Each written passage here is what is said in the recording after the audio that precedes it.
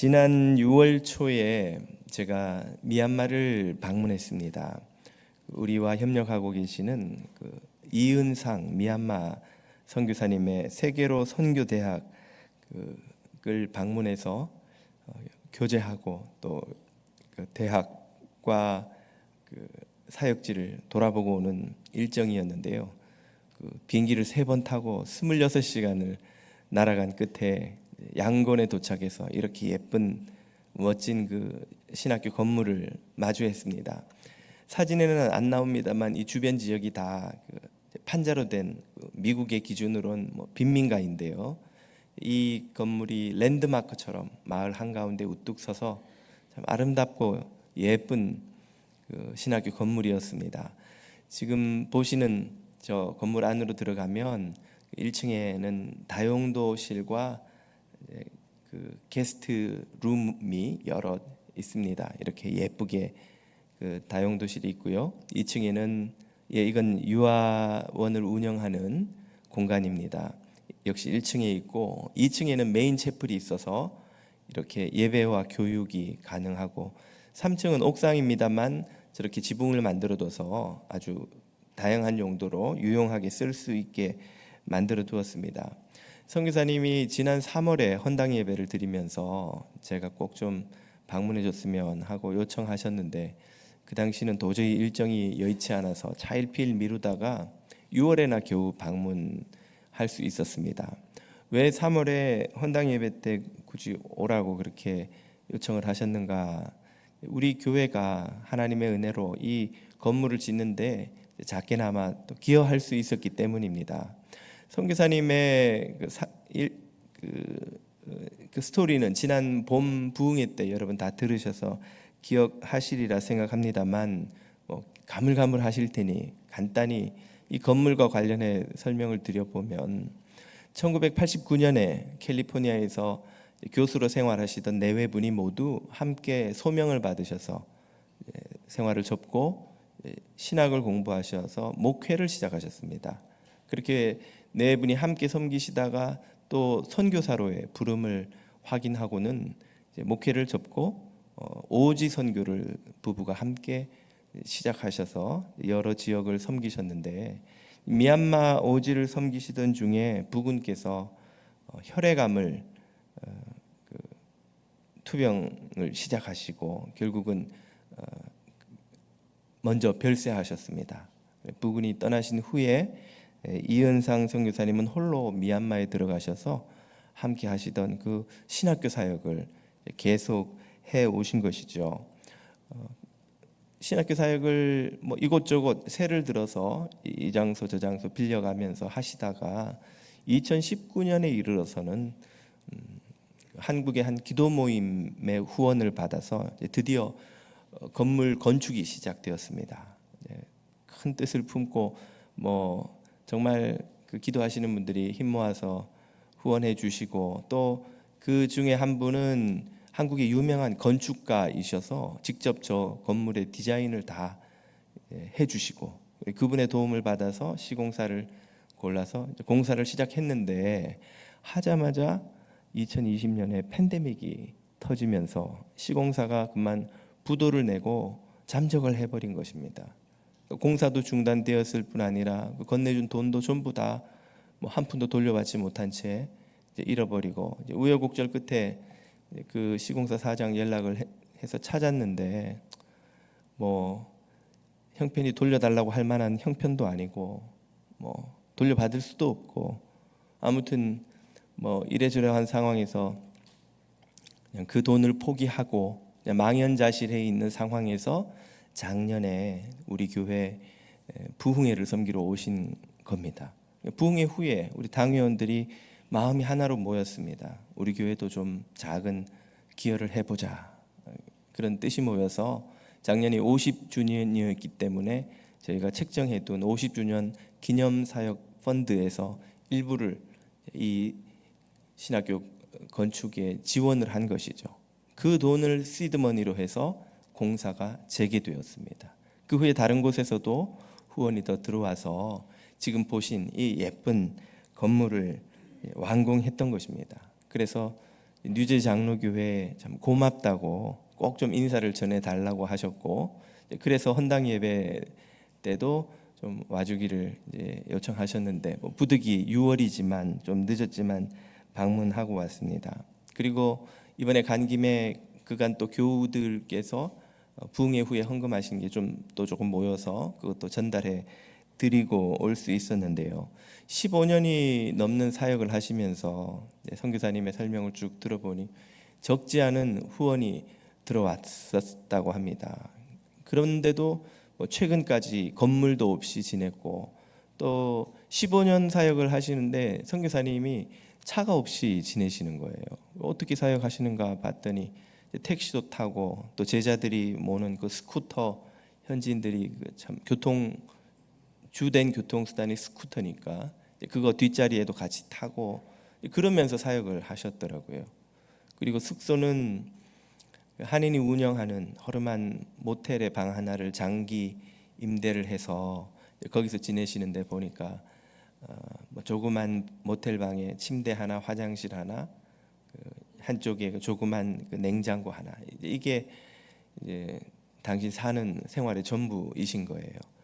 그동안 받은 후원들로 왜 좀 차도 좀 마련하고 숙소도 좀 괜찮은데 지내시고 그러면 좋을 텐데 왜 그렇게 지내시는가 봤더니 당신이 가지고 있는 확실한 그 선교의 그 신념 때문이었습니다. 그것은 모든 것보다 사람을 세우는 게 우선이다 하는 이 신념 때문에 건물 짓는 것도 미루고 다른 모든 것의 자원을 아껴서 모두 사람들을 젊은이들을 전도해서 양육하고 교육시켜서 미얀마 각지에 파송하는 이 사역에 전념해 오셨기 때문입니다. 신학교의 졸업식 사진을 한번 보시면 이렇게 참 전도한 젊은이들을 양육하고 또 여기서 가르치고 한국에서 교수진을 초빙해서 잘 교육시켜 졸업시키고 또 지금까지 한 120명의 신학생들이 졸업을 했는데요. 그 리더들과 이렇게 수련회도 가지고 또 어린이 사역도 시작하셔서 그 주변 지역 그리고 고아원과 연결해서 아이들을 모아서 캠프를 하면서 이렇게 새로 건축된 건물에서 감사하게도 이 아이들을 잘 지도하는 그런 열매를 거두고 계셨습니다. 또 여기는 그 양곤 수도에서 1시간 정도 북쪽으로 올라가면 있는 난민촌 한가운데 세워진 교회입니다. 미얀마 각지의 시골에서 내전을 피해서 수도로 몰려온 난민들을 정부가 그냥 이 난민촌을 섹터로 만들어 놓고 그 안에 다 그냥 몰아 넣습니다. 그곳에 사는 난민촌 한가운데 이 건물을 제자가 개척해서 제자가 개척의 교회 공동체를 세웠고 선교사님 도움으로 이런 또 멋진 교회 건물 우리로 치면 그냥 이렇게 뻥 뚫린 그냥 창고처럼 보이지만 이 교회입니다. 이렇게 교회를 잘 세워서 그 사역하고 있습니다. 지금 여기 식사 자리에 함께한 저 3명의 젊은이는 이제 선교사님의 참 오른팔 왼팔 같은 주님의 베드로, 야고보, 요한 같은 가장 가까이 데리고 다니며 사역하는 주님을 위해 목숨을 바치겠다고 작정한 그런 젊은이들이죠. 이들이 여러 지역의 빈민촌, 난민촌 등의 교회를 개척해서 사역하고 있습니다. 그리고 교회가 잘 성장하면 또 다른 후배 신학생들한테 맡기고 또 이들은 또 다른 지역을 개척하러 가는 거예요. 그걸 선교사님과 의논하면서 계획도 세우고 전략을 세우고 또 지원도 받고 해서 또 다른 지역으로 가서 교회를 개척하고 하는 이런 사역을 계속하고 계셨습니다. 어저께 연락이 돼서 또 선교사님이 그간 소식을 또 업데이트해 주셨는데 새로이 고아원 사역을 시작하시려고 제자들과 기도하고 있다고 하시는데 미얀마 정부의 정책이 계속 점점 타이트해져서 과거에는 방문 비자를 90일까지 줬었는데 이제 그게 70일로 줄어들었습니다. 70일마다 나가셔서 비자를 갱신해서 다시 들어와야 되는 거죠. 당연히 종교 비자는 없으니까 뭐 방문 비자로 뭐 관광 혹은 비즈니스라고 해서 들어가지만 또 70일이 안 돼요. 또 나왔다가 다시 들어가야 되는데 지금 한국에 나가셔서 비자를 갱신하시려고 신청하고 기다리고 계시는 중이었습니다. 선교사님이 가지신 확고한 신념, 사람을 일꾼을 세우는 것이 모든 선교사역의 가장 중요한 일이라는 이 일꾼 세움의 신념은 새로운 것이 아닙니다. 바로 우리 주 예수 그리스도께서 제자들에게 가르쳐 주신 철학이요, 또 당신의 사역을 지배하고 있는, 관통하는 가장 중요한 철학이죠. 예수님은 공생애 3년 동안 12명의 제자를 양육하는 데 전력하셨습니다. 그리고 십자가에 달리셔서 다 이루었다 하시고 운명하셨죠. 그 속에는 인류의 죄를 씻기 위한 피 흘림의 사역을 이루신 것과 더불어 그 복된 소식을 세상에 전파할 제자들을 다 양육하여 준비시켜 두셨다는 그런 당신의 그 확신과 자신감이 거기에는 묻어 있습니다. 예수님은 승천하시기 전에 제자들을 만나서는 지상 대명령을 주셨죠. 너희는 가서 땅을 사고 건물을 짓고 조직을 만들어서 회장 부회장을 하고 그렇게 하여라고 하지 않으시고, 너희는 가서 모든 민족을 제자로 삼아 세례를 베풀고 뭘 하라? 그들에게 진리의 이 말씀을, 내가 너희에게 전한 이 말씀을 가르쳐라. 가르쳐서 지키게 해라. 제자를 삼아 가르쳐서 지키게 하라는 것이 주님의 명령이셨습니다. 당신이 3년 공생의 내내서 하신 사역이요, 제자들에게 맡기신 사역이죠. 이 사명을 부여받은 제자들은 주님의 말씀처럼 가는 곳마다 전도해서 사람들을 세워서 세례를 베풀고 그들을 또 가르쳤습니다. 그리고 그 가르쳐 훈련받아 제자가 된, 일꾼이 된 이들에게 다시 자신들이 한 것처럼 똑같이 다른 사람들에게 가서 가르치고 지키게 하라고 명하였죠. 그래서 교회는 무엇인가? 바로 이렇게 복음으로 변화된 성도들, 하나님 나라의 일꾼들의 연합 공동체입니다. 건물이 사라져도 교회는 사라지지 않습니다. 조직이 없어져도 교회는 사라지지 않습니다. 직분이 없어져도 교회는 아무런 영향을 받지 않습니다. 그러나 복음으로 변화된 일꾼이 사라지면 교회는 사라지는 거죠. 복음으로 거듭난 성도들의 연합이 사라지면 교회는 사라지는 것입니다. 그래서 바울도 에베소 교회 목회자로 자신이 세운 제자 디모데에게 이렇게 권합니다. 내 아들아 디모데야, 그러므로 너는 그리스도 예수 안에 있는 은혜 안에서 강하고 또 네가 많은 증인 앞에서 나에게 들은 바. 바울에게 디모데가 뭘 들었을까요? 바로 예수님이 제자들에게 가르치신 그 메시지를 들었죠.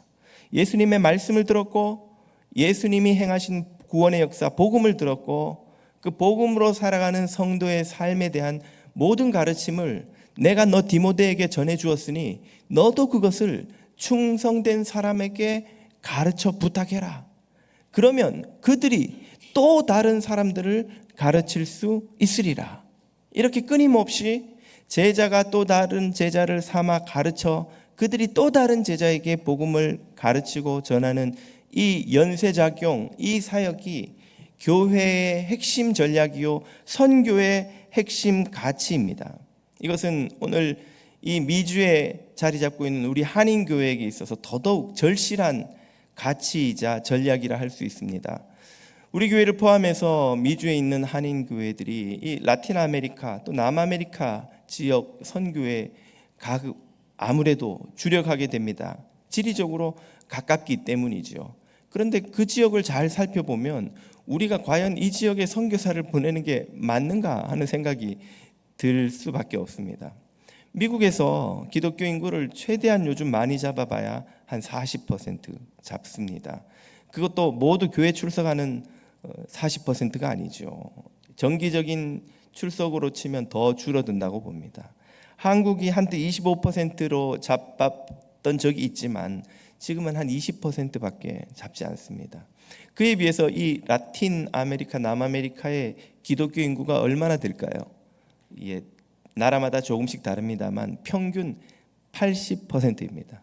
40%가 캐톨릭, 40%가 개신교, 그리고 20%가 토속 종교이죠. 이 중에서 가장 빨리 성장하는 것이 개신교 교회입니다. 그러니까 라틴 아메리카나 남아메리카는 지금 선교사를 보내는 한국이나 미국보다 훨씬 더 복음화가 많이 된 지역이라는 거죠. 이런 지역에 우리가 선교사를 보내고 선교 자원을 투자하는 게 맞는가 하는 의문을 갖지 않을 수가 없습니다. 실제로 가성비나 효율성을 보면 이런 생각이 더욱 생길 수밖에 없는데요. 우리가 선교사 한 가정을 미국에서든 한국에서든 이 라틴 아메리카나 후진국에 보내면 거기에 사역비는 빼놓고 생활비로 드는 돈이 여러분이 지금 미국에서 사는 거랑 거의 차이가 없습니다. 이런 후진국도 외국인들이 사는 지역은 그 지역 물가는 대개 한국이나 미국보다 비쌌으면 비쌌지 싸지 않습니다. 왜냐하면 거기에서 소비되는 물건들은 다 수입된 것이기 때문에. 그렇게 생활을 유지하려면 여러분이 지금 미국에서 사는 생활 평균 생활비나 거의 차이가 없을 정도로 선교사 한 가정을 파송하는데 비용이 많이 들어갑니다. 그렇지만 그 선교사 가정이 도착해서 현지에서 사역을 하려면 무슨 벽을 넘어야 합니까? 언어의 장벽, 문화의 장벽, 생활 수준의 장벽을 넘는데 몇 년이 걸려도 사실은 그 결과 언어가 현지인 만큼 될 리가 없고 문화적으로 그들과 완벽하게 같아질 수가 없고 이 생활 수준의 갭도 아무리 노력해도 완벽하게 같아지기는 거의 어렵습니다. 그렇기 때문에 선교의 열매, 이 사역의 열매가 제한될 수밖에 없는 것이죠. 그래서 종종 저희도 선교지에 방문해서 선교사님들이 섬기시는 교회를 방문해 보면 그 지역에 한 몇십 명 이렇게 지역민들이 모여서 예배 드리는 거 섬기고 이렇게 돌아서서 사역하고 나오는데 같은 동네 한 모퉁이에서 현지인들이 섬기는 수백 명 교회, 심지어는 수천 명 교회를 마주합니다. 그 현지인 목사들이 이 미국에서 한국에서 엄청난 돈을 들여서 보낸 선교사님보다 훨씬 사역을 효율적으로 잘하는 거죠. 왜? 그들은 문화적, 언어적, 생활 수준의 갭이 전혀 없습니다. 그들과 똑같이 살고 똑같이 말하고 똑같이 생겼고 똑같은 문화, 똑같은 음식을 먹고 똑같은 습관, 관습을 가졌고 아무런 장벽이 없이 사역할 수 있는 것이죠. 이 효율성의 차이를 한번 여러분 생각해 보시라면 여기 지금 영어하는 백인 목사님이 와서 한국말 배워서 설교하고 성경 공부하는 것을 떠올려 보시면 딱 맞을 겁니다. 여러분 아무리 백인 목사님이 설교를 잘하고 성경 공부를 열심히 준비했다 한들 애를 써서 배운 한국말로 여러분이 그분들과 소통하시면서 편하실 수가 있겠어요? 여러분이 겪는 이런저런 심적인 어려움, 한국 사람들이 겪는 문제들을 그분들하고 떠듬떠듬하는 한국말로 대화하시면서 여러분이 얼마나 많은 도움과 지원을 받으실 수 있겠습니까? 그런 벽을 실제로 외국 선교사들이 선교지에 가서 목회할 때 현지인과 겪는 거예요. 그래서 오늘날 이 선교 자원이란 차원에서 보면 선교 전략에서 선교사들을 이미 복음화가 된 심지어 서구 사회보다 더 기독교 인구가 많은 지역에 선교 자원을 계속 투자하는 것은 대단히 비효율적이라는 결론이 내려진 지 오래입니다. 할 수 있으면 선교 자원을 오지로 미전도 지역, 미전도 종족에게로 집중하는 것이 효과적이라는 말이죠. 그렇다면 우리가 지금 많은 선교사님들을 보냈고 협력하고 있는 라틴 남아메리카 지역 같은 곳에는 이제 더 이상 선교사를 보낼 필요가 없는 것일까요? 그렇지는 않습니다. 그 지역에도 여전히 선교사들의 중요한 역할이 남아 있습니다. 그게 무엇인고 하니 바로 일꾼을 세우는 사역이지요. 이것은 현지의 사역자들이 필요로 하는 것을 의미합니다. 나라마다 조금씩 차이는 있지만 대부분 이 라틴과 남아메리카 지역은 수도와 도시를 중심으로 하는 지역의 몇몇 곳에만 신학교가 있고 시골 지역엔 신학교라고 할 만한 것이 없습니다. 그러다 보니 많은 시골 사역자들이 신학교 근처도 가본 적이 없고, 심지어는 학교도 우리 기준으로 보면 초등학교 정도 나온 정도의 사역자들이 시골에는 많습니다. 어떻게 그 사람들이 목회자가 되는가? 선교사님들을 따라다니다가 혹은 교회에서 열심히 봉사하고 사역하다가 다른 친구보다 좀 똘똘하다 싶으면 사람들이 주변에서 파스토를 하라고, 자기도 어느 날 그럼 내가 파스토를 하겠다고, 그럼 그 사람이 우리말로 치면 패스터가 되는 거예요. 목사가 되는 거죠. 그러다 보니 많은 시골의 사역자들이 신학 교육을 받지 못했고 제대로 된 양육을 받지 못했고, 그래서 그들이 가지고 있던 토속 신앙의 이 신앙 관습을 그대로 가지고 교회에 들어와서 목회를 합니다. 그 결과 지금 남미 카톨릭이 겪는 문제를 개신교도 비슷하게 겪고 있어요.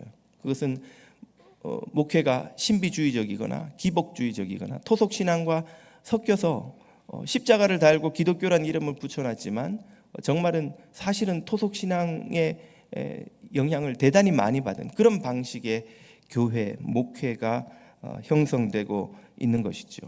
바로 그런 사람들을 양육해서 제대로 훈련시켜서 교회가 건강하고 신학적으로 건강하고 또 영적으로 건강하게 만들어주는 사역, 이것이 서구 외국 선교사들이 그 지역에서 기여할 수 있는 가장 중요한 사역이라는 것이죠. 그래서 이제는 외국 선교사들이 들어가서 땅 사고 건물 짓고 거기 교회 세웠다고 자랑할 일이 아닌 것입니다. 그 사역은 우리가 더 가서 할 필요도 없을 뿐더러 더 잘할 수도 없어요. 우리가 그들보다 잘할 수 있는 건 재정적인 지원이 조금 더 튼튼하다는 것 외에는 아무것도 없다고 보면 됩니다. 그럼 오히려 우리가 해야 되는 것은 무엇이냐? 거기에 있는 지도자를 건강하게 세우는 거죠. 일꾼들을 많이 배출해서 건강하게 훈련받고 교육받은 일꾼들을 더 지원하고 세워서 그들이 자신들의 동족들을, 자신들의 민족을 전도하게 만들어 주는 것이라고 봐야 합니다. 바로 이것이 성경적인 원리이기도 합니다. 교회의 최초의 공식 파송 선교사라고 할 만한 사도 바울의 사역 방식이 사도행전에 아주 잘 나옵니다. 바울은 가서 복음을 전하고 일어난 공동체를 거기 머물러서 목회하고 있지 않았습니다. 그 공동체를 즉시로 만들어 놓고 바로 다른 도시로 떠나는 거예요. 그러면 그 공동체가 자라나서 거기에서 그 주변의 시골 지역을 다 전도하게 만들고, 그는 또 다른 지방의 중심 도시로 가서 거기에 교회를 세워 그 교회가 또 주변 지역을 전도하게 만들고, 그렇게 해서 자신은 최대한 빨리 땅끝까지 주님 오시기 전에 복음을 전파하는 것을 목표로 삼았던 것입니다. 그의 사역 전략을 로마서 15장 20절에서 이렇게 소개하는 대목이 나옵니다. 또 내가 설명하자면 이미 복음을 받아서 그리스도의 이름을 부르는 곳에는, 이 말은 교회가 이미 세워진 곳에는 이 말이죠. 이 당시에는 바울 말고도 여러 순회 선교사들이, 성경이 기록되지 않은 이들이 이미 있었고 그들도 바울처럼 다니며 복음을 전해 교회 공동체를 만들었습니다. 그렇게 해서 교회가 세워진 데는 내가 굳이 또 가서 복음을 전하지 않기를 힘썼노니 이는 남의 터 위에 건축하지 아니하려 함이라. 그러니까 사도 바울은 이미 교회가 선 데는 또 가지 않는 거예요. 그가 가려는 곳은 복음이 들어가지 않은 미전도 지역, 미전도 종족에게였습니다. 그렇게 신속하게 복음이 들어가지 않은 지역으로 떠나서 더 깊이 더 멀리 복음을 전파하기 위해서 이런 전략이 수행되려면 반드시 필요한, 선행되어야 할 전략이 또 하나 있는데, 그것이 바로 그 지역의 지역 공동체의 일꾼을 세워놓는 것이었습니다. 바울이 세운 교회의 지도력을 현지의 일꾼들을 세워 위임함으로써 그들이 스스로 일꾼을 중심으로 자생하는 공동체로 자라나서 그 지역의 복음을 계속해서 주변 지역까지 전파해 가게 만드는 것이 바울의 선교 전략이었던 것이죠. 그래서 바울이 세운 지도자들이 우리가 신약 성경에서 만나는 디모데, 디도, 빌레몬, 또 아볼로, 브리스길라와 아굴라 같은 일꾼들입니다. 바울은 이들을 신실하게 세워 놓았기에 이들을 잘 훈련시켜서 방금 우리가 읽었던 말씀처럼 바울이 자신이 받은 복음을, 자신이 배운 진리를 모두 디모데에게 가르쳐서 그로 하여금 또 다른 일들을 가르치도록 하는 이 전략을 잘 수행하였기에 신속하게 교회를 세우고 미전도 지역으로 또 떠나서 다시 나아갈 수가 있었던 것이죠. 이런 전략의 중요성은 선교에서도 그러하지만 우리 지역교회 목회에서도 마찬가지로 중요합니다. 지역교회 선교 사역의 핵심 전략 역시 일꾼을 세우는 것입니다. 예수님은 우리에게 모든 사람을 제자로 삼으라고 하셨죠. 그래서 우리가 하는 일이 지금 하고 있는 1:1 제자 양육, 커피 브레이크, 선교적 양육과 같은 훈련 과정이죠. 1:1 제자 양육은 우리 신앙의 기초를 다지는 과정입니다. 16주 동안 양육자가 동반자를 섬기며 가장 중요한 성경적 기초를 우리에게 다집니다. 그리스도는 누구시고 구원은 무엇이고 그리스도 안에서 살아가는 삶은 어떤 것인지를 배우죠. 이 기초가 단단히 다져지지 않으면 오래 교회를 다녀도 모래 위에 쌓은 성과 같습니다. 오늘 1부부터 3부까지 새로 다른 간증자가 예배 때마다 간증을 해주셨는데요. 간증을 들으며 1부 때, 2부 때도 얼마나 큰 은혜를 받았는지 모릅니다. 오래 신앙생활 하신 분이 이 1:1 제자 양육을 하고 자신이 이때까지 믿음의 기초가 없이 수십 년을 교회를 다녔다는 것을 고백하시는 거예요. 이제야 주님이 누구신지, 주님은 어떤 분이신지, 주님과 어떻게 동행해야 하는지 배웠다는 고백을 하시는 겁니다. 1:1 제자 양육은 이렇게 신앙의 기초를, 신앙의 집에 터를 다지는데 가장 유익한 훈련이라 할 수 있습니다. 이렇게 기초를 다진 위에 뼈대를 세우는 것이 커피 브레이크입니다. 매 시즌마다 성경책을 선택하여서 그 성경이 가르치는 핵심 진리를 같이 연구하고 묵상하고 적용하고 또 나눔으로써 신앙의 뼈대를 세워가는 것이 커피 브레이크이라면 그 세워진 뼈대 위에 지붕을 세우는 것이 선교적 양육입니다. 인터페이스, 카이로스, 퍼스펙티브스로 이어지는 이 선교적 양육은 우리가 이 땅을 향한 하나님의 계획이 무엇인지를 이해하고 어떤 사명을 받았는지를 깨닫고 사역과 선교의 현장으로 나갈 수 있게 하는 선교적 관점을 우리에게 가르쳐주는 아주 중요한 과정이죠. 우리 교회는 이 과정들을 통해서 주님이 12제자를 가르치고 12제자와 바울이 디모데를 가르치고 디모데가 또 다른 이들을 가르쳐 일꾼으로 세운 것처럼 우리도 사람을 세우고 일꾼으로 그리스도의 제자로 만들어가는 이 사역을 감당하고 있습니다. 우리 교회에서 422명의 성도가 지금까지 동반자반을 수료했습니다. 226명이 양육자반을 수료했고 100여 명이 넘는 양육자가 또 다른 이들을 동반자로 맞아서 16주 동안 섬기며 양육하고 있습니다. 이 동반자반을 마치신 분들은 그러므로 양육자반을 꼭 참여하시기를 권합니다. 양육자반을 마치신 분들은 양육자로 섬기시거나 혹은 사역의 현장에 들어가셔서 이 커피 브레이크를 통해 더 뼈대를 단단하게 세우시기를 권해드립니다. 양육자로 어떻게 섬길 수 있는가? 많은 분들이 자신은 가르치는 은사도 없고 말도 잘 못하고 또 숙기가 없어서 누군가를 이렇게 가르치고 하는 걸 잘 못합니다 하시는 분들도 많이 계세요. 양육자로 섬기는 것은 매 시즌마다 우리 교회가 동반자와 양육자를 매칭시켜 드림으로써 이루어지지만 그보다 사실은 더 이상적이고 좋은 방법이 있습니다. 그것은 양육자가 동반자를 직접 찾는 것입니다. 우리 교회 내에, 교회 밖에, 주변에 우리가 섬길 동반자가 얼마나 많은지 모릅니다. 교회 안에도 우리가 지금 앞서 말씀드렸듯이 400여 명을 제외한 나머지 교인들은 아직 동반자반을 해본 적이 없으시죠. 주변에 밖에도 얼마나 많은 동반자가 지금 잠재적 동반자들이 있는지 모릅니다. 바로 그들을 마음에 품고 기도하기 시작하는 거예요. 양육자 중에 한 분은 제가 개인적인 간증을 신방 갔다가 들었는데 시댁 식구들을 매 시즌 한 분씩 양육을 하고 있다는 거예요. 어떻게 합니까? 시댁 식구 다 한국에 있는데 한국에 있는 시댁 식구들에게 전화해서 시누이한테, 심지어는 시어머님도 이번 시즌에 제가 어머님하고 시누이하고 좀 양육을 하고 싶어요. 그래서 온라인으로, 요즘 뭐 온라인 프로그램이 워낙 좋으니까요, 한국과 이 뉴저지에서 서로 시간을 맞춰서 제자 양육 교재를 가지고 16주 동안 공부를 하고 있는 거예요.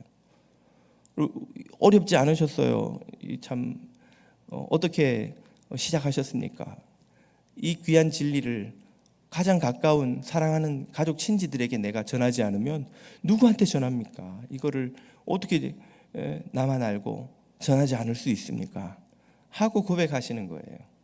우리가 은사가 없어도, 무슨 가르치는 능력이나 남들보다 더 친화력이 좋거나 그렇지 않아도 얼마든지 할 수 있는 게 양육이고, 이 양육이야말로 진짜 전도입니다. 여러분, 전도를 어떻게 하세요? 대부분 가족, 친지, 친구들한테 교회 한번 가보자 그래 놓고 교회 데려다 놓고 아무것도 못 하시죠. 목사님 알아서 좀 해주세요, 이 사람 좀 예수 믿게. 혹은 구역 식구들한테 이 사람 위해서 좀 신경 써주고 기도해 주세요. 여기까지가 아마 대부분들이 전도라고 생각하시는 것의 전부일 겁니다. 그러나 그렇게 해서 그 사람이 온전히 복음을 만나기가 어려운 경우도 왕왕 있죠. 1:1 제자 양육은 한 사람을 예수 그리스도의 복음을 제대로 소개받고 예수님과 동행하는 삶이 무엇인지를 다 배워서 결단할 수 있는 기회를 주는 좋은 기회입니다. 어떻게 16주 동안 내가 동반자를 그렇게 가르치고 할 수 있습니까? 성경이 그 답을 우리에게 가르쳐 주죠. 우리보다 더 겁에 질려 있고 더 자신이 없었던 12명의 제자들과 120명의 신도들이 예수님이 승천하신 후에 두려워서 그들이 있던 곳에 다락방에 문을 잠그고 유대인들이 혹시 자신들을 발견할까 봐 숨어서 아무것도 하지 못한 채 오직 주님이 시키는 일만 했습니다. 주님이 뭘 그들에게 시키셨나요? 너희는 예루살렘을 떠나지 말고 아버지의 약속하신 바 성령을 기다리라. 몇 날이 되지 못하여 약속한 성령이 너에게 오시리라. 그 말씀만 믿고 그들은 기도하기 시작한 거예요. 그리고 마침내 오순절날 그들에게 성령이 임하시자 그들이 스스로 방문을 열고 나와 그들이 두려워 피했던 그 유대인들 앞에, 디아스포라, 이 명절에 모여든 유대인들 앞에서 복음을 전파하기 시작했습니다. 바로 이 원리가 오늘 우리가 복음을 전하고 양육을 감당할 수 있게 만들어주는 비밀이지요. 우리는 뭐 사람들을 잘 가르칠 능력이나 친화력이나 무슨 재주가 많은 사람들이 아니어도 한 가지는 할 수 있습니다. 영혼을 품고 기도를 시작하는 것이죠.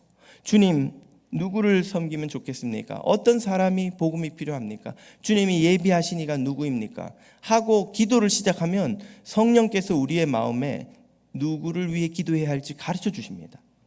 그 떠오르는 한 사람을 품고 계속 기도하는 거예요. 기도하는데 돈이 듭니까? 시간이 듭니까?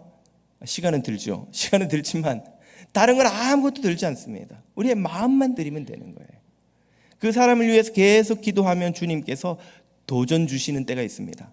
이제 그 사람에게 가서 말 한번 걸어봐라. 그 사람에게 가서 작은 친절을 베풀며 그 사람을 섬기기 시작해라. 그러면 그 마음이 생길 때에 도전하면 되고, 그 마음이 생길 때 섬기면 되고, 뭐 양육을 시작하지 않아도 괜찮아요. 그냥 그것이 한 달이 되든 두 달이 되든 반년이 되든 1년이 되든 그냥 한 사람을 놓고 계속 기도하다 보면 성령께서 우리의 마음에 그 사람에게 할 말과 기회와 때를 주십니다.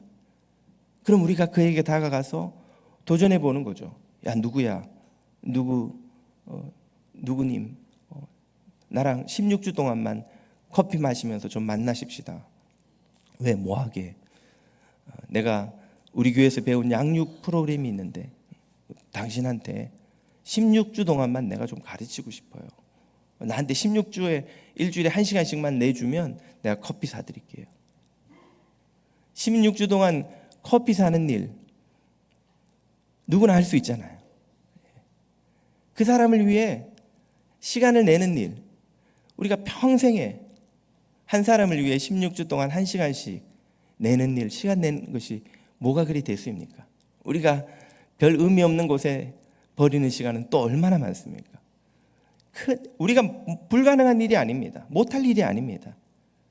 마음이 없어 어렵고 용기가 없어 어렵고 할 줄을 몰라서 그런 것이지만 이 모든 것은 성령께서 다 하게 해주십니다.